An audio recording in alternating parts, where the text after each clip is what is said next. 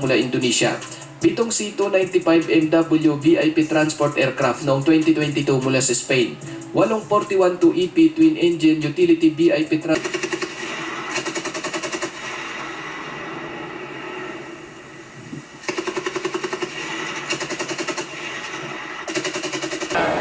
would show that our armed forces can protect the Philippines as a nation.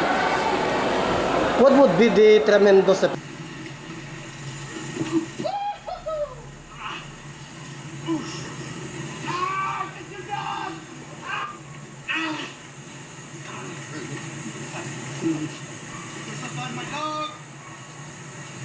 Some dogs are part of the epic training of the U.S. Filipino soldiers Balikatan exercises. Despite of the armed forces of the Philippines modernization program and military support from our foreign allies like the United States, Japan, Australia, and other countries, are we capable and ready to fight with China if war will happen to defend our Philippine territory and sovereignty in the West Philippine Sea? What would be the tremendous effects to our economy and humanity, especially in the Southeast Asian countries? Magandang araw po mga kapatid, mga kabagis, aking mga subscribers sa YouTube. I am Mr. Charlie Pinto, and this is my Alamin ang Karapatan Mo, issues and commentaries. The Philippines and the United States launched their largest ever 17 days combined military drills, which include firing rockets to sink a decommissioned Navy ship in waters facing the South China Sea. AFP Chief of Staff General Andres Centino said the drills would boost ties between the allies and contribute to peace and stability in the Indo-Pacific region and in a definite manner. The EDCA, or there are 9 sites of the EDCA, should boast the disaster response of the country, as the locations also be used for humanitarian and relief operation during emergencies and natural resources. These Balikatan exercises, or shoulder to shoulder in Tagalog, have been the cornerstone of the Philippines and U.S. military relations since the closure of the Subic Naval Base and Clark Air Base in 1991. Naval Forces West, or the NFW, have successfully conducted the amphibious raid exercise of this year's Balikatan in Palawan, particularly at the beachhead of Barangay Samarianana in Brooks Point, Palawan. Let's watch these 3 video clips among the U.S. troops and the Philippine troops, the jungle survival, the dog training, and in an interview of a bodybuilding athlete.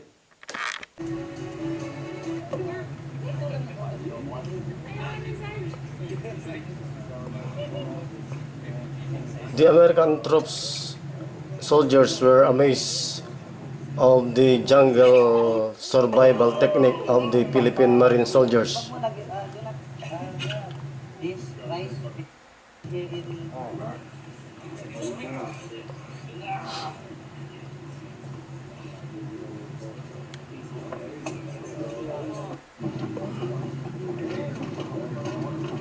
Ito naman ay ang pagluto ng kanin mula sa kawayan ay tinuro ng ating mga Philippine soldiers sa US troops, at ang pagkatay ng manok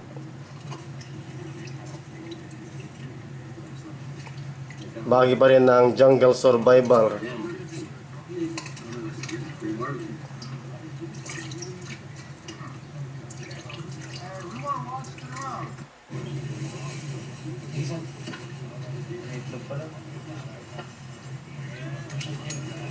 Chicken egg.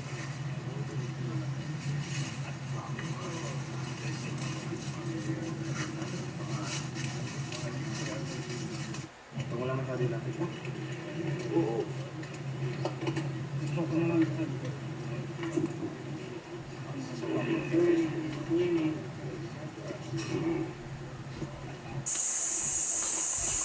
get inside there. Go. Yeah. That.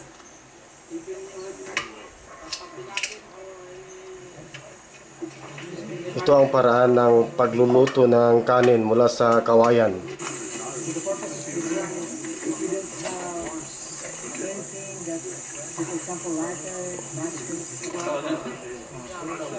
At ang paglikha ng apoy mula sa pagkiskis sa kawayan.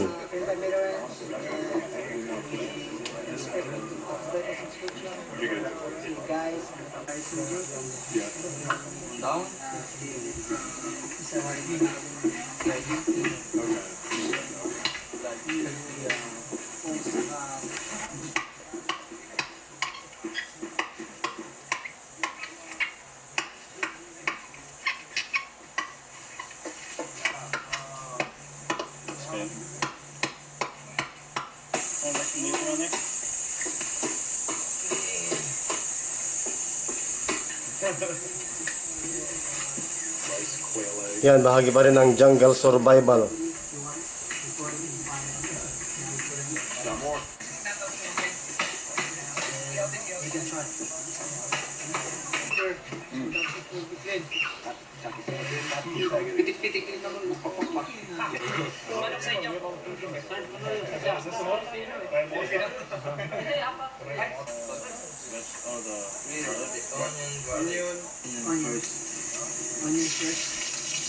That's it.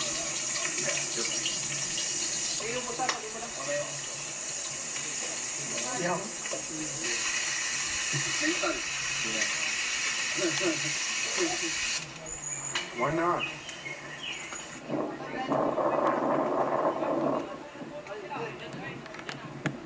Make this with no mistakes. So we're gonna Bahagi sa dog training ang balikatan exercises na ito. The interview consists of a. Hey sir, how you doing? Good. How are you? Doing pretty good. Do you mind going? Hold on, release my dog. Get him.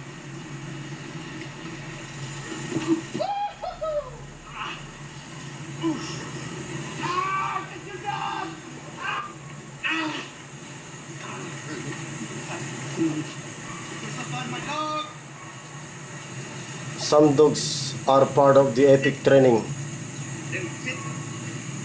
of the US Filipino soldiers sa balikatan exercises. Hold on, release my dog. Get him. Are you out? Hands down. Sit.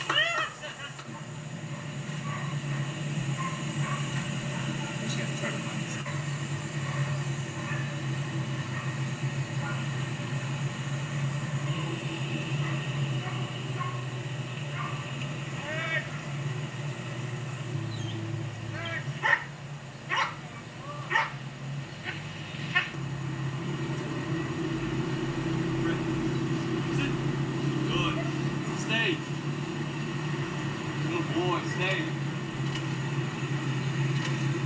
Good. Boy. Yes.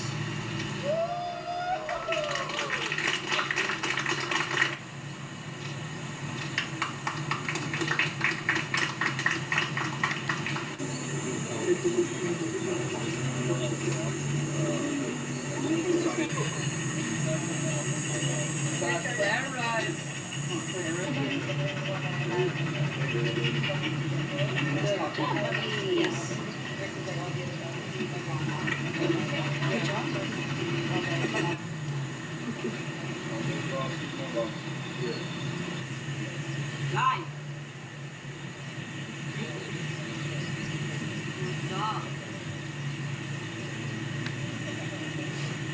Bobby. Max. Good boy.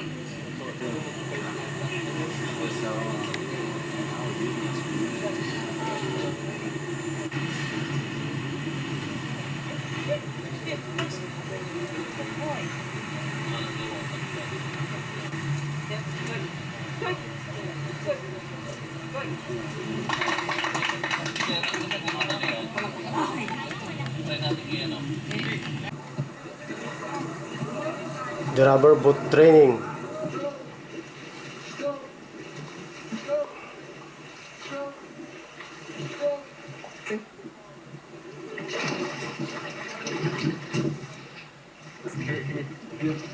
Kung paano sila makasurvive kapag tumataob ang kanilang rubber boot sa laot.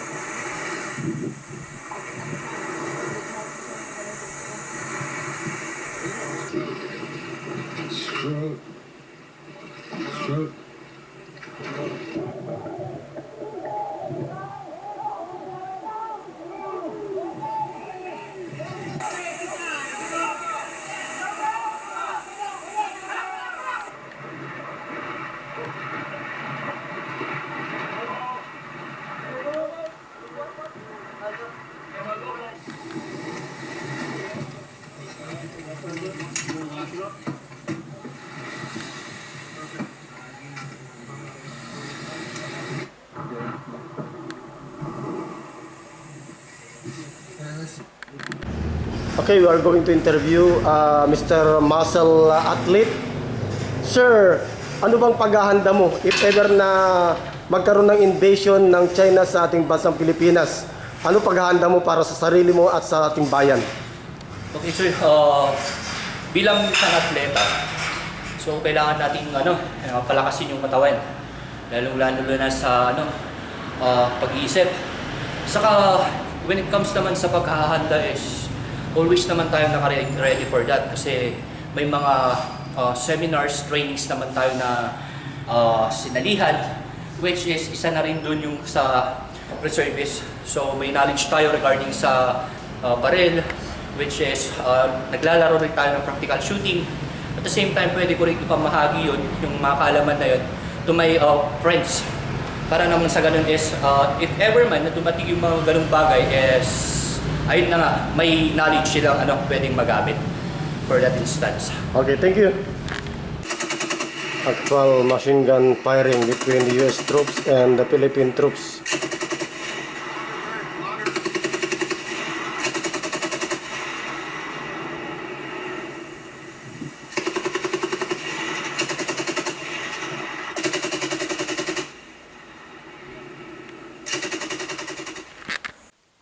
Ayon sa aking bubuit, very simple ang itinurong jungle survival training ng ito ng ating mga kasundulihan sa mga American troops. Yun lamang pag-trap sa manok at paghuli ng bayawak, ganoon din ang pagluto ng manok. Ay ginagawa yan ng mga elementary boy scout natin. Yan ba ang dapat na ituro ng mga kasundaluhan natin ng AFP sa mga American troops? Very simple naman yun, mga kapatid, mga kabagis, no? What I expect yung high level na training, jungle survival training, sana. Wag yung napakasimple na kayang gawin ng elementary school boy scout, no? At ganon din, ang labanan, kung mangtuloy ang labanang ito, sana nga hindi mangyari, mga kapatid, mga kabagis. Kung matutuloy, ayon sa prediction pa ng ating US President Joe Biden, baka magkagerra by year 2025 between US and China. At sana hindi matuloy, mga kapatid, mga kabagis. Hindi na ito labanan ng martial arts o kagalingan ng karate. Hindi na ito labanan ng boxing o kagalingan ni Pacquiao at ni Mayweather. Kundi ito'y labanan ng mga eroplanong pandigma, mga sea warship, no? At mga amphibian tanks ng mga China or Chinese government and the United States, including the Philippines. Ulitin ko po, hindi na labanan ng katulad noong World War II na itak laban sa tangke ng mga kalaban Hapon, kundi domesticated na ang mga sandata ngayong ginagamit kung matutuloy. Sana hindi yan matutuloy mga kapatid. And amphibious raids are usually performed against the enemy. It is done by employing a special force into an area that is controlled by enemy forces. Amphibious raids are commonly quick and swift, leaving minimal footprints on the ground. The successful conduct of the amphibious raids reinforces the Philippine Navy's commitment in ensuring national security, sovereignty, and stability. Are we ready to fight a giant and superpower country? What are the military modernization programs of our armed forces of the Philippines? China has a land area of 9.6 million square kilometer. Ulitin ko po, mga kapatid, mga kabagis, 9.6 million square kilometer. And China is the third largest country of the world. Ang number 1 dito ay ang Russia. Number 2 na largest country is Canada. And number 3 is China. While number 4 is the United States of America. And number 5 is Brazil. Number 6 biggest country of the world is Australia. While the Philippines has only have 300,000 square kilometer. Imagine that, ladies and gentlemen. Parang labanan ng David and Goliath.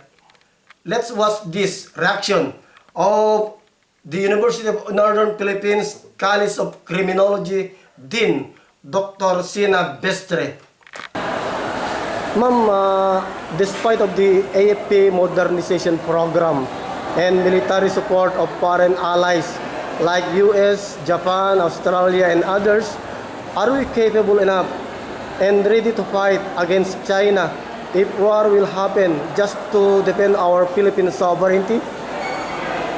Sir, for me, with that EDCA activity being conducted now, I believe that the skills of our armed forces of the Philippines, with the support of the allied countries, particularly the United States of America, perhaps would show that our armed forces can protect the Philippines as a nation.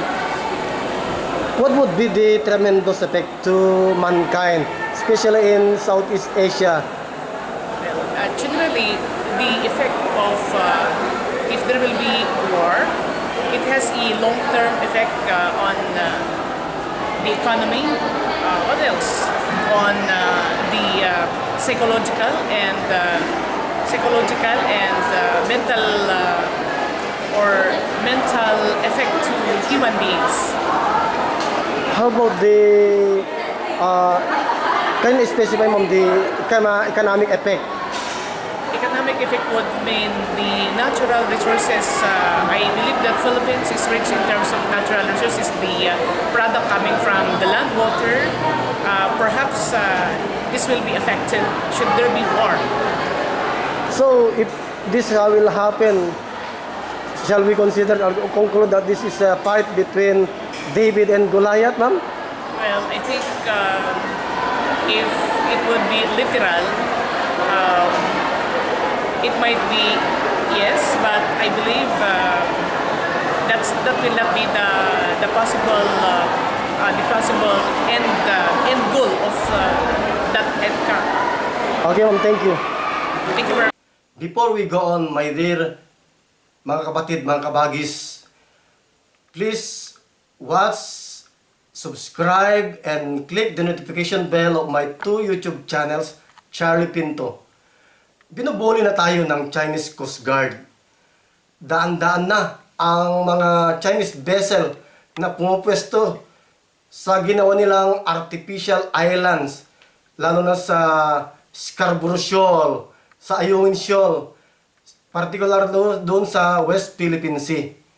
Parang pinaglalaroan na tayo na parang bata na walang kakayahang lumaban ang mga Chinong ito. Pinipitik na nila tayo sa ating mga taingang bata. Pinagtatabuyan ang ating mga Filipino fishermen. Hindi na makapangisda sa malayong karagatan ang mga mangingisdang Pilipinong ito dahil sa takot sa mga armadong Chinong ito. Let's watch these videos. Sa sarili po naming bansa, hindi po kami malaya na mangisda po sa sarili naming isla.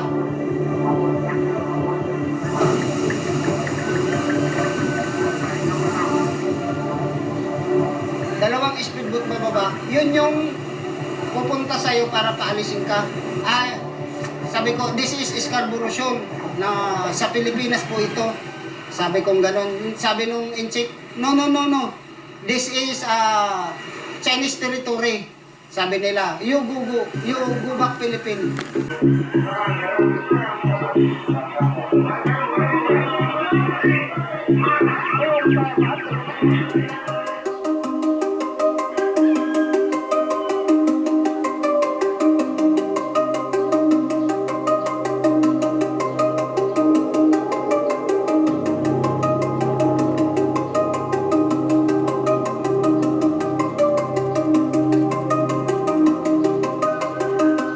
No one had ever seen that kind of activity of a state asserting its claims to the oceans by actually building an artificial island. These are the largest artificial islands the world has ever seen.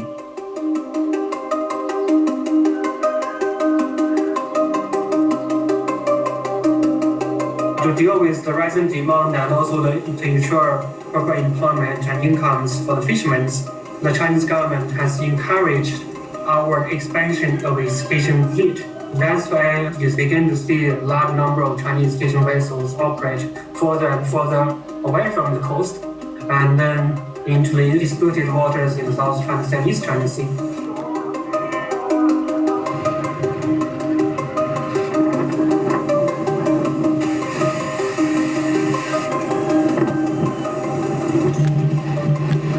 Japan's stealth jet fighter also made air action in the West Philippine Sea to show support to the United States and the Philippine troops against China. And Chinese president got hungry of this action of Japan. Likewise, NATO or the North Atlantic Treaty Organization warships have been deployed in the Indo-Pacific Ocean para ipagtaboy ang maraming Chinese vessels na ito. Hayaan ba natin mga kapatid, mga kabagis, na lapastahanin ng China ang ating territorial seas? Very super powerful ang People's Liberation Army, Air Force ng China. And third world largest country at world biggest population ang China na halos mayroong 1.5 billion Chinese people. Imagine that, 1.5 billion Chinese people. Ayon sa aking bubuit, kung magkakasabay na lumundag ang 1.5 billion people na ito, ay mayayanig daw ang Earth. Parang magkakaroon ng lindol ang Earth, planet Earth. So, meron silang military strength of more than 2,566 combat aircrafts o yung fighter attack and bombers nila. According to Flight Global, China has the second largest active combat aircraft fleet. Despite of the AFP Modernization Program, 15 years na po ang AFP Modernization Program natin from the previous administration of the late President Noynoy Aquino and President Rodrigo Duterte and the military support of our foreign allies, are we now capable or ready to fight with China? if war will happen. Let's watch this. AFP mga kapatid o Armed Forces of the Philippines ay mayroong 15 years na modernization program na tinatawag ding Revised Armed Forces Modernization Act. Ang programang modernisasyon na ito ng AFP ay nagsimula noong 2012 kay dating Pangulong Noynoy Aquino na mas pinadali pa at pinarami ni dati ring Pangulong Rodrigo Duterte kung saan magpapatuloy pa ito hanggang sa darating na 2027. Ngayon mga kapatid, simula noong 2012, sinimula na nga ang pag-upgrade ng ating mga military equipment na kung saan kita naman natin ang sunod-sunod na pagdating ng mga ito. Pero ang tanong, ano-ano nga ba ang mga asset ng ating Philippine Army kung saan sa kanilang armored vehicle ay mayroon silang 28 na mga bagong light tank. 18 sa mga ito ay ang Sabra Ascot 2 na isang truck version at 10 naman ang Sabra Pandor 2 8x8 na isa namang wheeled version. Galing Israel ang mga tangke na ito na siyang nagkaroon ng 3 taong kontrata upang mag-supply sa Philippine Army noong 2021 sa halagang $172 million. Nagkaroon din ang Philippine Army ng 28 bagong Guarani. Isa itong 6x6 armored personnel carrier na nagmula pa sa bansang Brazil na kung saan mayroon itong amphibious capability. Nakakuha rin ng Philippine Army sa Israel at dumating sa bansa noong July 2022 ang 2 bagong armored vehicle launch brigades na nakabase sa Merkava 4 chassis. Dagdag pa rito ang 2 pang WFEL dry support bridge na mula naman sa UK. Malaki naman ang may tutulong nito sa kanilang mga operasyon lalo na kung kinakailangang itawid sa ilog ang kanilang mga military vehicle. Sa parehong taong 2022, formal ding natanggap ng Philippine Army ang 4 na Armed Truck 100-350 Mark II. Isa naman itong armored vehicle na siyang ginagamit nila bilang pang-araro sa mga nakabaon na bomba o mina sa mga daanan upang ligtas na makatawid ang mga sasakyan at tropa. Pagdating naman kapatid sa artillery, noong 2022 dumating rin sa Philippine Army ang 12 bago at advanced na 155mm self-propelled howitzer Atmos 2000 mula pa rin sa Israel. Mayroon na rin bago at advanced na mga unmanned aerial vehicle o drone ng ating Philippine Army na mula pa rin sa Israel. Ito naman ang isang perasong medium altitude long endurance unmanned aerial system na Hermes 450. Ilang small long endurance unmanned aerial vehicle na Elbit Skylark, ilang dosenang Elbit Skylark 1 LAX at mahigit 1,000 Elbit Tor na kanilang ginagamit para sa mga reconnaissance, surveillance at communication relay. Sa atin namang Philippine Marine Corps, nagkaroon naman tayo ng 8 mga bagong assault amphibious vehicle na KAAV 7A1. Natanggap ang mga ito ng Marines noong 2019 na nagmula pa sa Amerika at South Korea, kung saan magagamit nila ang mga ito sa mga amphibious operation upang ligtas na may transport ang mga tropa. Noong 2017, natanggap naman ng Philippine Marines ang 6 na mga bagong Soltam M71 155mm towed howitzer na kanilang nabili mula sa Israel. Sa parehong taon, nakabili naman sila sa Amerika ng isang system ng RQ-11B na mayroong 3 mga drone at 6 na mga bagong Super Swiper unmanned aerial vehicle. Pagsapit ng 2021, nakabili ulit sila ng 2 system ng RQ-28 Puma AA na mayroong 4 na mga drone at 2 ground station bawat isa. Pagdating sa mga watercraft, nagkaroon ang Philippine Marines ng 6 na mga bagong Riverine Patrol Boat na mula sa US, 25 na mga Combat Rubber Raiding Craft at 16 na sariling gawang mga coastal craft. Sa Philippine Navy naman noong May 2020, natanggap naman nila ang bagong frigate na BRP Jose Rizal ng Jose Rizal Class Frigate na sinundan naman ng BRP Antonio Luna pagsapit ng March 2021. Nagmula sa South Korea ang mga warship na ito kapatid kung saan bago ito dumating. Noong 2019, nagkaroon na ang Philippine Navy ng isang corvette na pinangalanan nilang Conrado Yap. Noong June 2016 at May 2017, formal ding napasa kamay ng Philippine Navy ang mga bagong landing platform dock, ang BRP Davao del Sur at BRP Tarlac. Sa mga fast attack craft naman ng Navy, mayroon na rin silang ginagamit ngayon na 2 unit ng Shaldag Mark V na mula Israel na na-commission noon lang nakaraang taon. 4 pa lang sa 9 na nabili ng Philippine Navy ang nakarating at ang 2 dumating noong nakaraang linggo ay hindi pa na-commission. Sa Philippine Air Force, formal naman nilang natanggap ang 12 unit ng bagong mga supersonic advanced mula sa South Korea noong 2017. Sa parehong taon, nakakuha ulit ang Philippine Air Force ng 2 Cessna 208B Grand Caravan Intelligence, Surveillance and Reconnaissance Aircraft mula sa US. At pagsapit ng 2020, nagkaroon naman sila ng 6 na bagong mga light attack aircraft na A-29B Super Tucano na mula naman sa Brazil. Noong 2018, nagkaroon ang Philippine Air Force ng 2 bagong NC-21-2I transport aircraft mula Indonesia. 7 C-295MW VIP transport aircraft noong 2022 mula sa Spain. 8 41-2EP twin-engine utility VIP transport helicopter noong 2015 mula sa US, 5 W3A so-called twin-engine multi-purpose utility helicopter noong 2012 mula sa Poland, 48 na mga UH-60 Black Hawk utility search and rescue helicopter mula sa US, 8 Agosta Wensland AW109E power attack helicopter mula Italy, 4 na mga T-129B attack helicopter noong 2022 mula Turkey, 10 Scan Eagle 2 unmanned aerial vehicle noong 2021 mula sa US, 4 na mga Hermes 450 unmanned aerial vehicle noong 2019 mula Israel, 9 na mga Hermes 900 unmanned aerial vehicle noong 2020 mula Israel, 2 battery ng Spider surface-to-air missile system noong 2002 mula Israel, 3 ELM-2288 extended range air defense and surveillance radars noong 2015 mula Israel, at isang ELM-2106 mobile radar system mula pa rin sa Israel. Sa ngayon mga kapatid, iyan lang muna.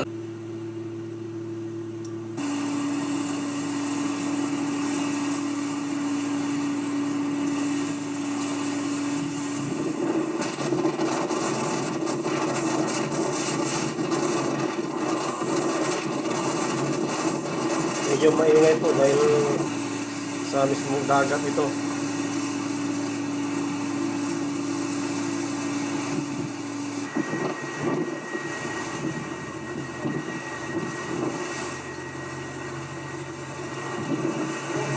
Ito po ay inaabol ng NATO warship ang mga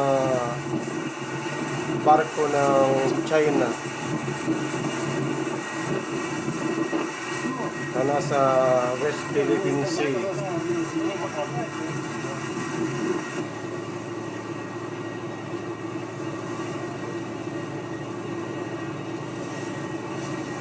Ayan ang mga barko ng China.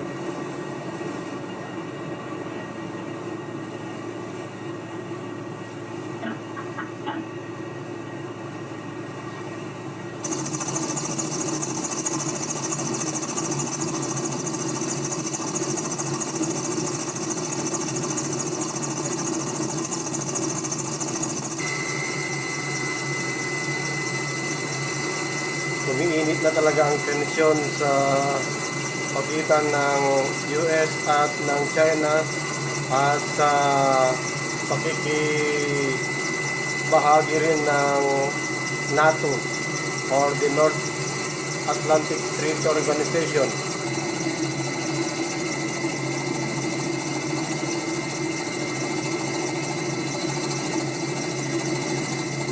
Ito ay sa karagatan na sakop ng West Philippine Sea at gustong ipagtaboy ng NATO ships ang mga fishing vessel at mga barko ng China.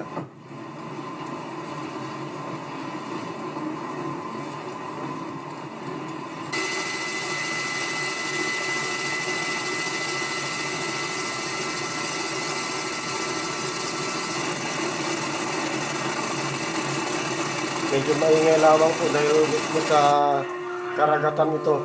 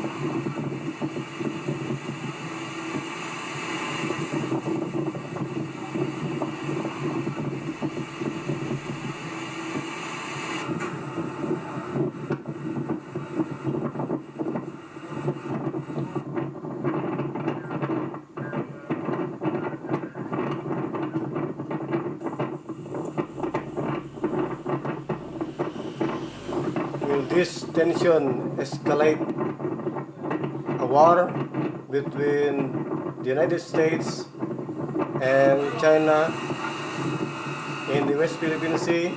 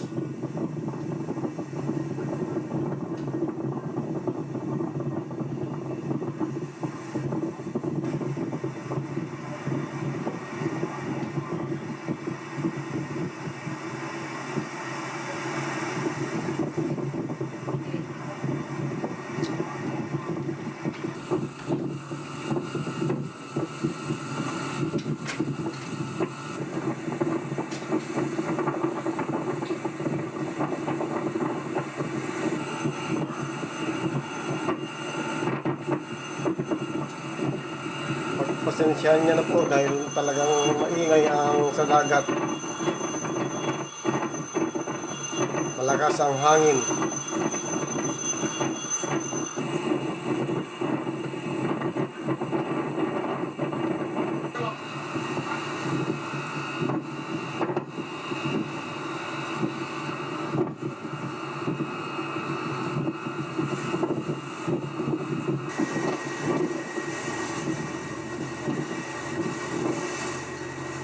President Ferdinand Marcos Jr.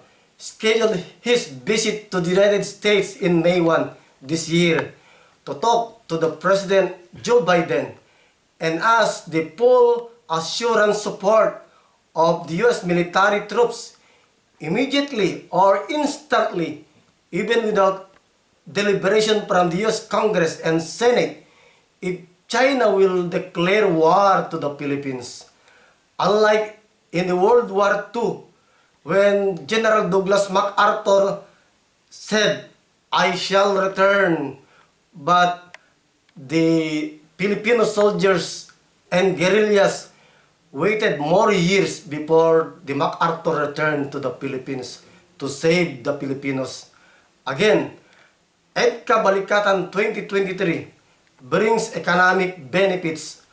According to Defense Secretary Carlito Galvez Jr., the EDCA is not just about security matters, but also bringing economic benefits, especially to the host communities and local government units, aside from enhancing the LGU protection from effects of climate change through quicker disaster response and mitigation of frontliners natin.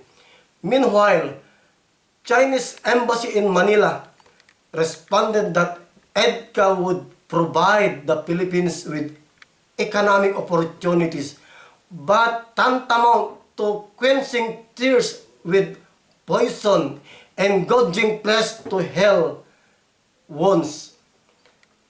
Such cooperation will seriously endanger regional peace and stability and drag the Philippines into the abyss of geopolitical strife and damage its economic development.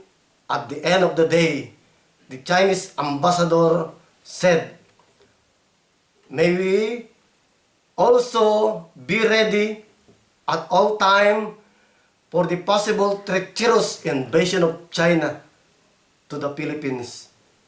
God save the world." I hope I imparted knowledge and high-level information about this international tension and issues. Ayon sa aking bubuit, walang mang-api kung walang nagpapaapi. Bawal ang nganga. Maraming salamat po. Diyos tagina, agyamanak. Bye-bye!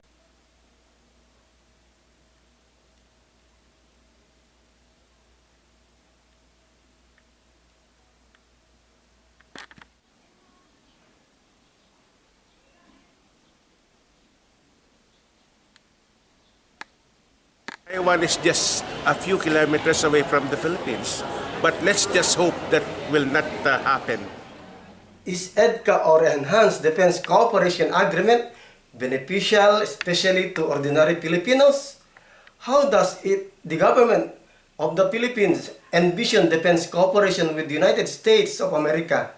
Does EDCA mean the return of military bases in the Philippines? Isang napakagandang topic natin ngayon mga kapatid, mga kabagis. Very hot issues in the Philippines, also in the Asian region. Because this is the Balikatan exercises or the EDCA. What is EDCA or the Enhanced Defense Cooperation Agreement? The EDCA is an agreement between the Philippines and the United States which envision to advance the implementation of the Philippine-US Mutual Defense Treaty or the MDT. Ito isang pagtitibay na naglalayong palakasin ang seguridad ng relasyon sa pagitan ng US at Pilipinas sa pamamagitan ng pagbuo ng military troops and operations. Yan ang hot issues ngayon, balikatan exercises. What purpose does the EDCA serve? It designed to promote the following between the Philippines and its defense treaty ally, which is the United States of America. 1. The interoperability. 2. Capacity building towards AP modernization. 3. Strengthening AP for external defense. Another, maritime security. Next, maritime domain awareness and humanitarian assistance and disaster response. So, those are the, what you call now, purposes of EDCA. Because we need to strengthen our military forces. Kung umaasa lamang po tayo sa ating kakayahang sandatang panlakas ng Pilipinas, we have only about 143,000 plus AP personnel and soldiers. Ihambing natin sa lakas ng China, milyon ang sundalo nila doon. Although the Philippines is ranked number 13 as the pinakamahinang mga lakas ng sandatahan sa buong mundo. Meron din naman tayong mga tinalo. Ngunit, kailangan natin ng masigla pang pagpapalakas sa ating sandatahan. That is why we need the help and assistance of the American government, the US troops, the US soldiers. So, what principles were adhered to in ensuring that the national interests are protected and advanced?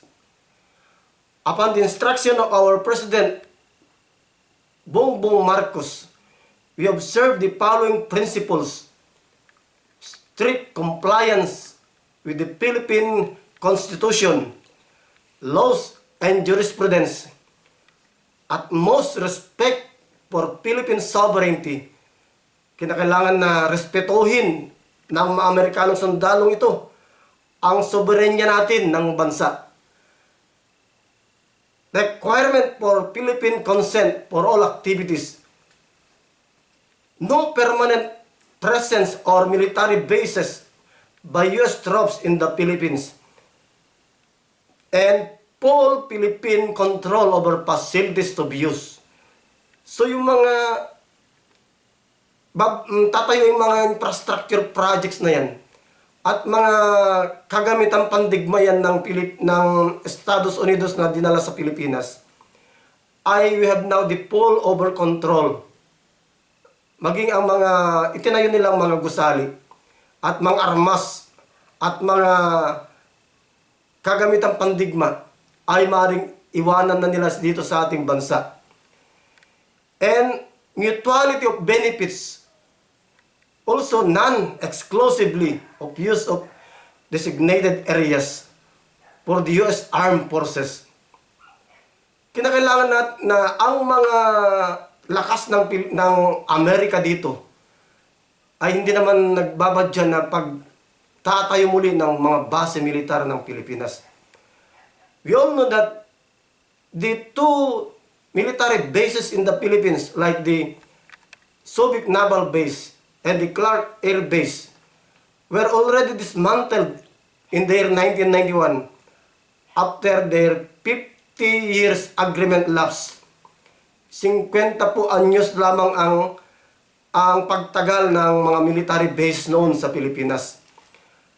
Kaya wala na silang karapatan pa magtayo ng military bases dito. Ganun pa man, ayon sa agreement, magpapalakas lamang sila ng pwersa sa tulong ng kanilang armada. Papalakasin ang pwersa ng Pilipinas against the aggression of China, against the other powerful country, hindi lamang China, mari. Ngunit napakarami ng mga kumukontra, mga nagpuprotesta ng mga kababayan nating Pilipino hinggil sa nagsimula ng balikatan exercises.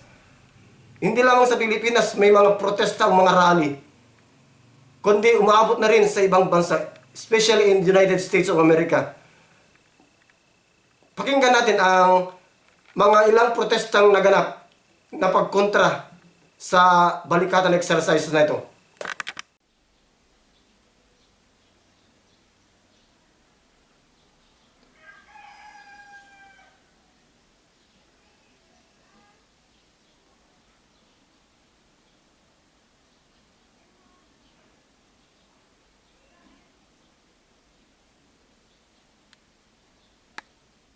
De facto U.S. military bases in the Philippines, despite claims to the contrary by U.S. and Philippine officials. There is no doubt that we, the Filipino people, must fight tooth and nail to defend our sovereignty! Napanood natin mga kapatid, mga kabagis, na may ilang mga pulis ang basta na lamang pinaghahabol at dinampot ang ilang mga protesters sa Maynila. Subalit, alam natin karapatan din ng mga protesters na ito na isang bulat ang kanilang hinaing laban sa pagkakaroon ng balikatang exercises na yan. Ngunit ayon sa mga military o sa mga pulis na umaresto mga ito, ay wala sila sa Freedom Park. Dapat daw sa Freedom Park lamang sila nagpahayag ng kanilang saloobin laban sa EDCA o sa balikatang exercise na ito. Is EDCA constitutional? Yes.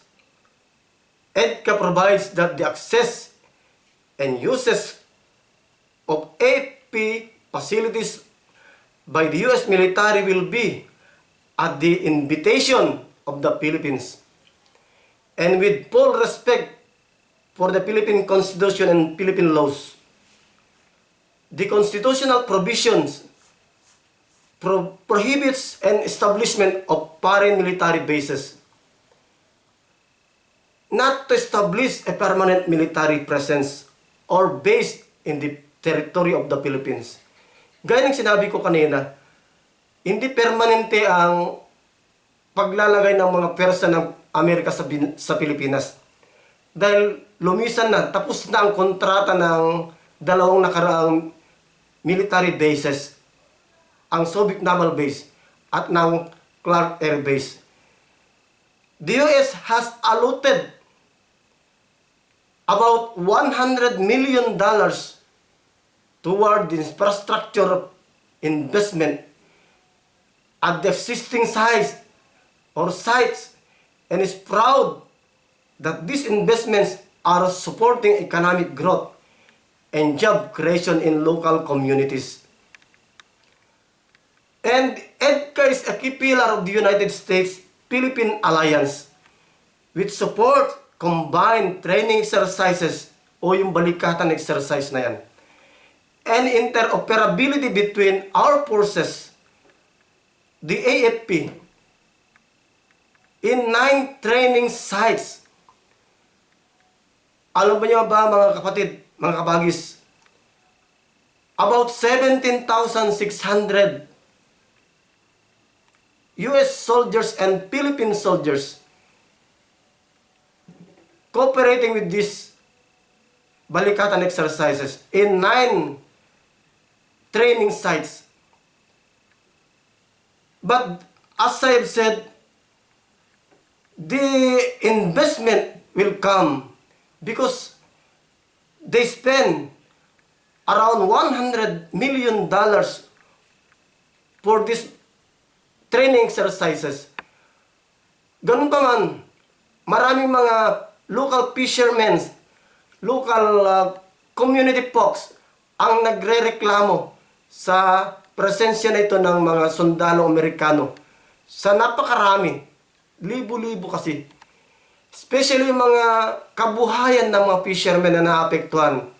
Sa bahagi ng Zambales, sa bahagi ng Palawan, sa mga coastal areas ng Santa Ana and Lalo, Cagayan, as well as in Isabela, naapektuhan ang kabuhayan ng mga mangingisda natin. Dahil sa no sale, no fishing zone na tinatawag nila. Ganun pa man, mayroong pundong nilaan ng EDSA balikatan exercise, EDCA balikatan exercise na ito, nang umabot sa $100 million. Na ang ilang porsyento doon ay para sa pagtulong sa matamaan ng kabuhayan.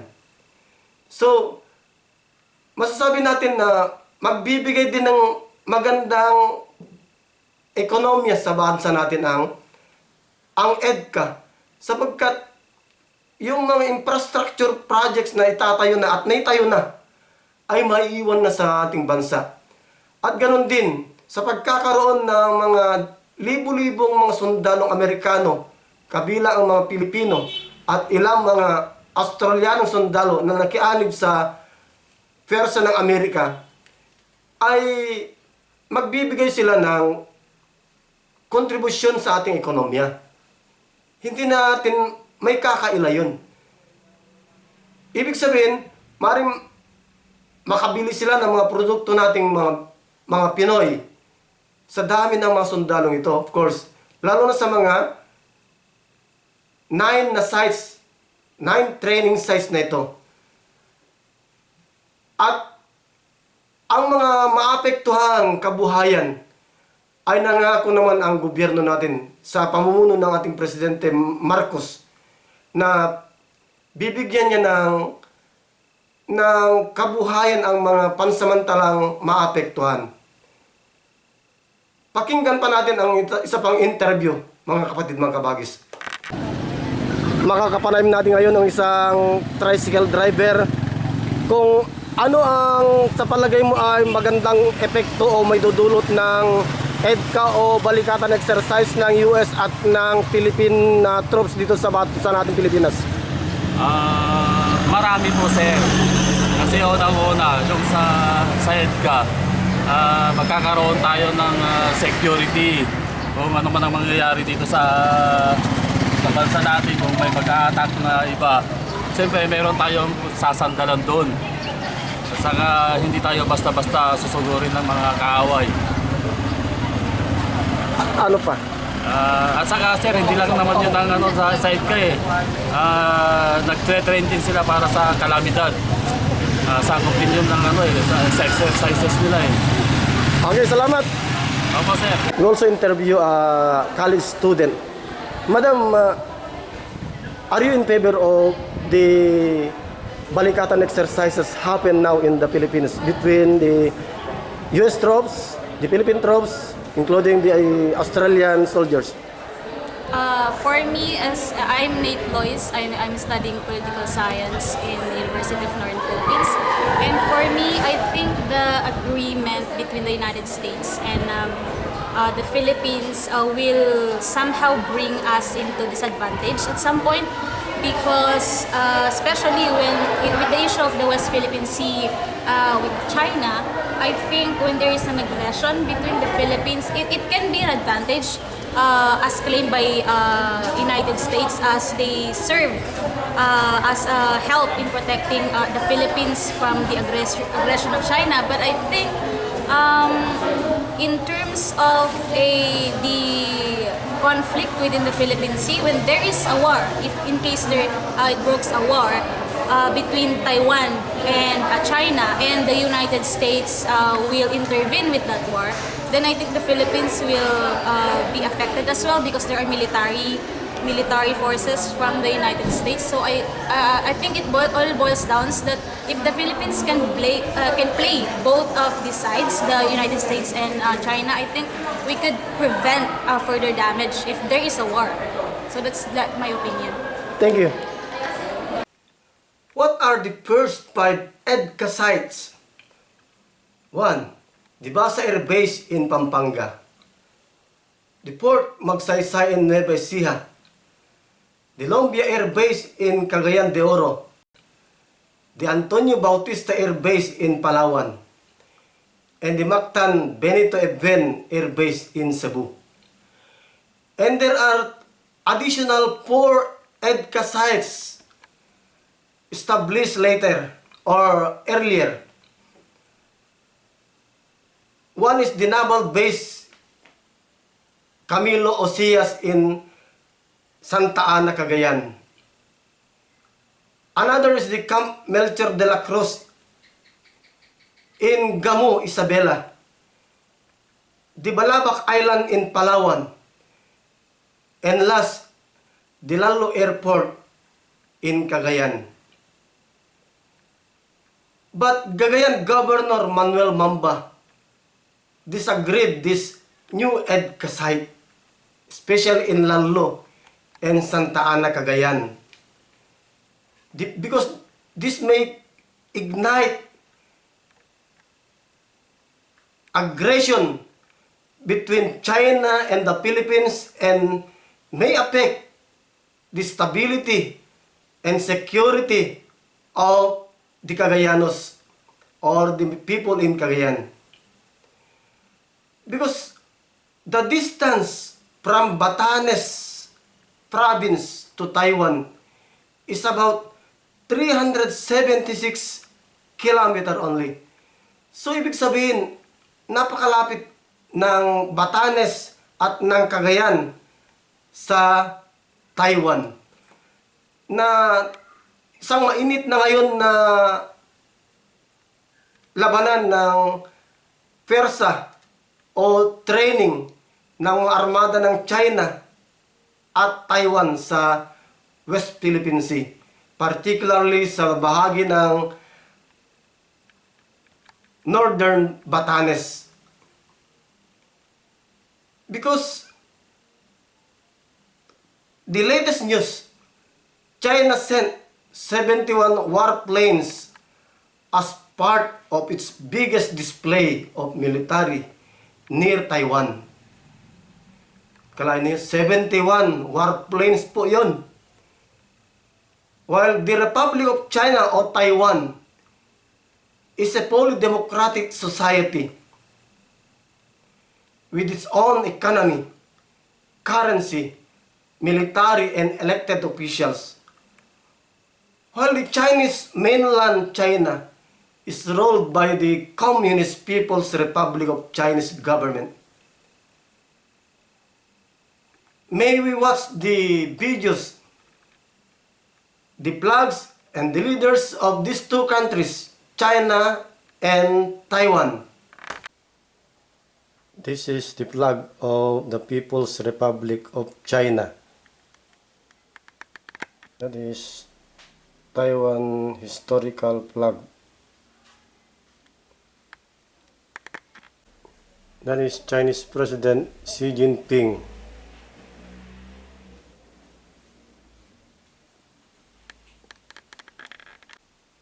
She is Taiwanese President Tsai Ing-wen.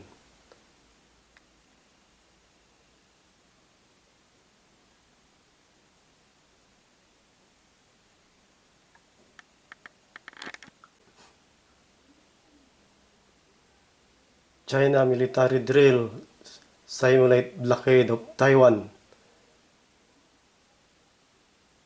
And that is China very near to Taiwan, and Taiwan is about less than 400 kilometers near to the Philippine archipelago.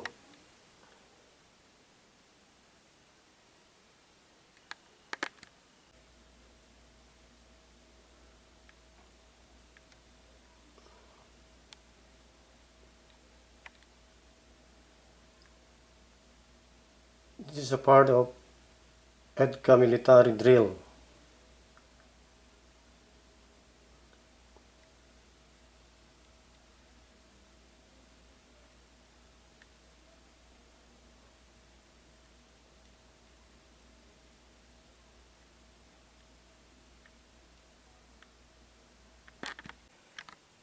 Tsai Ing-wen is the president of Taiwan, while Xi Jinping is Chinese president. Why does China want Taiwan? The key reason is that China wants to reinforce its dominance as a global superpower and consolidate its power. Why is Taiwan so important to China? We all know that Taiwan produces over 60% of the world's semiconductor and about 90% of the most sophisticated ones, like gadgets, phones, cars, and industrial machineries. Our cell phones, our laptop, our computers, and some cars, our machineries like tractor, kuliglig, and some other machineries from Taiwan. And there are about less than 200 OFWs or overseas Filipinos workers working in Taiwan, like domestic helpers and factory workers. Alam natin na napakayaman ng Taiwan. Maliit na bansa, mas malaki pa ang bansang Pilipinas kaysa Taiwan. Katumbas lamang ng pinagdugtong na regions 1 and 2 ang Taiwan. Subalit napakayaman. Kung kaya pinupunta ng ating mga OFWs doon. Sila yung mga manggagawa sa pabrika. Sila yung mga gumagawa ng mga electronics, mga cellphones, and other electronic gadgets. Pakinggan natin ang isa pang interview. May we interview our Assistant Professor of the University of Northern Philippines, Dr. Stephen Tabius. Sir, shall we say that the heated tension between the Taiwan and China with the interference of EDCA and the Balikatan exercises escalate into war? First and foremost, I would like to greet everyone happy morning, and at the same time, I would like to rectify, di pa po ko doktor, magdo-doktor pa lang po, but I'm an assistant professor in this university, in the College of Arts and Sciences, teaching the social science subject. With regards to the first question, there is a possibility that EDCA will give rise to the escalation of the tension between China and Taiwan. Why did I say so? Because of the proximity. Because if you had to look at the distance, Taiwan is just a few kilometers away from the Philippines. But let's just hope that will not happen. Sir, what will be the domino effect to our Philippine economy, considering that the distance of Taiwan to the Philippines is more or less 350 kilometers away, and the domino effect about our OFWs more than 200 or about 200,000 OFWs working in Taiwan. I think if the tension will escalate, most if not all of our OFWs will be sent home for security reasons, because if war will escalate between China and Taiwan. We don't like our OFWs to be at the middle. And definitely our embassy will send them home. But unfortunately, even if the embassy will do that, not all Filipinos will go home because as they say previously, mas gusto nilang makipagsapala ng kahit may digmaan kaysa uwi sa Pilipinas, mamatay sa hirap. Okay, thank you, sir. Thank you. Okay, you're welcome. Before we go on, my dear subscribers, mga kapatid, mga kabagis, please subscribe and like and share my two YouTube channels, Charlie Pinto in gym uniform and Charlie Pinto in army uniform. The Philippines and the US troops to hold the largest ever 17 days balikatan exercises. Nagsimula na po April 11 until April 28, 2023 with almost, as I've said, $100 million budget from foreign military financing to the Philippines. Our country ranks 32nd, not 13th, as I have said earlier. 32nd in military strength, list out of 145 countries all over the world. In 2023 edition of Global Firepowers Military Strength Ranking. And about 5,400 Filipino soldiers joined this balikatan exercise from the Philippine Army, Philippine Navy, Philippine Air Force, and 12,200 US soldiers, including the 100 Australian soldiers. So the AFP continuously strengthened not only the soldier in uniform, but also the Army reservists and Navy reservists. Pinapalakas na rin ang pwersa ang mga ito. They conduct simultaneous training all over the Philippines. Ang mga AFP reservists na ito. And sinusulong din ni Vice President Sara Duterte na lahat ng mga college students first year and second year must take ROTC or Ready Reserve Training Course or the ROTC as a part of the college curriculum. And there is also a move in the Senate of the Philippines that these ROTC cadets and cadets must have a pre-training uniform. Dapat nga naman magkaroon ng libre ng uniforme from combat shoes ng army uniform, ng camouflage uniform, ng cap, para naman hindi nagastos pa ito ng mga magulang. At lalo pang makaengganyo ng lahat ng mga entering college students ay kukuha ng ROTC. Ano ba kasi ang kahalagaan ng ROTC? Ito hindi ako tutol, kundi pumapabor ako dito sapagkat hindi lingid sa ating kaalaman. Binubuli na tayo ng China sa West Philippine Sea. Particularly in Ayungin Shoal in the Palawan area. Kaya kinakailangan na palakasin ang pwersa ng AFP. Kung ang bilang lamang ng mga AFP personnel natin ay umaabot ng mahigit lamang sa 143,000, may karagdagan pang 300,000 naman ng mga reservists. At palalakasin pa natin ang ROTC, magamit natin itong pwersa naman pagdating ng hindi inasang pangyayari. Worst to worst. kinakailangan nang ihanda natin ang ating bansa, ang ating lakas para sa anumang aggression ng China. Kaysa yung mabulaga tayo, pagdating ng araw, nasakop na pala tayo ng China. So, ito lamang po ang ating alamin ang karapatan mo, issues and commentaries. Episode number 6. Sana, I hope, my dear subscribers, imparted you a knowledge. At ayon sa aking bubuhit, walang nagpapapi kung walang mang-aapi. Magandang araw po.